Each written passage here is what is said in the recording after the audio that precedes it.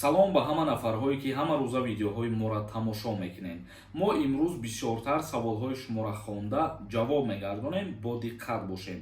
ҳамин нафарҳое ки маро тамошо кардесен, аз ҳамаи шумо як хоҳиши бародарона. ҳамин видеоро комментарияша бубинен, ссилкаи телеграм канали ма закрепит кардагия. Бидроен дар ҳамун телеграм дар уҷарам информатсияҳои нағз пешкаши мардум мегардонем. Агар подписатсия кунед, аз ҳамаи шумо гарени миннатдор мешавам. Хоб, шурӯъ мекунем хондани комментарияҳоро. Наврӯз нависондай: салом акаи Сорбон, мегуфтӣ ҳозир пеш аз Россия рафтан чӣ чизҳоро бояд хуб донем? Дар ҳамин бораҳо камтар маълумот битед. Вазъият дар аэропортҳо чӣ хеле? Меган рейдҳо зиёд шудастанд. бале, рейдҳо зиёд шудастанд. Чӣ хеле ки мо гуфта будем, рӯзи 3 май қарор баромадагӣ буд рейди нелегал 2024 дар Федератсияи Русия сар шудагӣ буд ва аз ҷумла дар фурудгоҳҳо рейдҳо, тафтиши ҳуҷҷатҳо ҳастанд. ва барои ба Федератсияи Русия рафтан айни ҳол шумо чӣ чизҳоро бояд бисёртар бидонед? Ҳамин саволҳо дар фурудгоҳҳои Федератсияи Русия бисёртар дода мешавад ва аз сабабе ки аниқ дуруст ҷавоб дода натонен, агар баъзе нафарҳоро мегардонанд аз рейс. Мисол, вақте ки шуморо дар Федератсияи Русия пурсон мешаванд ки ба куҷо ва пеши ки ба чӣ кор меравед, шумо бояд пешакӣ бидонед ки ҷои кортон дар куҷоаст ва шумо бояд пешакӣ бидонед ки адресе ки шумо зиндагонӣ мекунед, адрес дар куҷоаст. Мисол, ҳамин ҷиҳатҳои нозукиро ба назар бигиред ва баъдан сафар кунед, хубтар мешавад. ва боз яке аз саволҳое ки бисёртар дода мешавад, оиди донистани забони русӣ ва фарҳанги русӣ мебошад ки ҳамин чизҳои муҳима ҳозир дар аэропортҳо пресидентсиянд. Як кас нависондаи: салом Сорбон, мегӯянд дар душанбе патент мекунанд муҳоҷироро пеш аз сафар карданшон.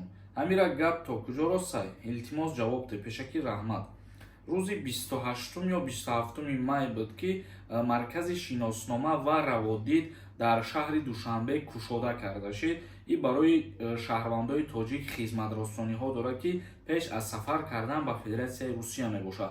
аз ҷумла ҳуҷҷатҳои патента супоридан, аз ҷумла тафтиш кардани запрет на въезд. умуман барои шаҳрвандои тоҷик пеш аз сафар ба Россия хизматрасониҳо дорад. бале, ин чиз 100% ростай. маркази муҳоҷират, яъне шуғли аҳолӣ мерен, ҳамуҷада ҳастай. Неъматова нависондай: ассалом, моддаи 247 қисми 4 ба авф меғалтида бошад. моддаи 247 яъне ки мошенникӣ кардан ба миқдори махсусан калон мебошад. дар вақте ки қонуни авф қабул мешавад, у вақта баъдан аниқ мешавад ки кадом статьяҳо ва кадом мақсад намуди сурокҳо дар авф дохил мешаванд ё кадом намудаш, мисол, як қисмаш кам карда мешавад. Сангов нависондай: салом ака, 3 штраф аз метро бошад, въезда маҳкам мекунанд. бале, административни правонарушения шуморо запрет на въезд карда метавонад. дар инҷо ба ҳамаи шумо як нафара тавсия метиҳем ки бо нархи арзон ба границаи Қазоқистон мебарад, рақамҳош дар рӯи экран мебирояд. назар ба дигар ширкатҳое ки Қазоқистон мераванд, и бародари мо бисёртар нархаш арзонтар ва хизматрасониҳои хуб дорад, боз кӯмактон мекунад. Банависед ё занг бизанед. Як кас нависондаи: салом акаи Сорбон, дар Душанбе маркази муҳоҷиратӣ дар куҷо ҳай? адресшам мегуфтем. шуғли аҳолӣ мерен, дар ҳамуҷа муроҷиат мекунед, дар ҳамун биное, мисол, шуғли аҳолӣ дорад. Як кас нависондаи: салом ака, ман запрет 25/10/2024 тамом мешавад. кай бирам мешавад? ҷавоб дед илтимос. вақте ки срокаш тамом шуд, мераи ҳамун шуғли аҳолӣ як бор проверка мекунӣ, баъд билет мегирӣ, мераи. Як кас нависондаи: салом алейкум ака, як савол, 2 моҳи патента биспорӣ, 3 моҳаша наспорӣ, патент аннулировать мешавад ё ин ки не? бале, патент аннулировать карда мешавад.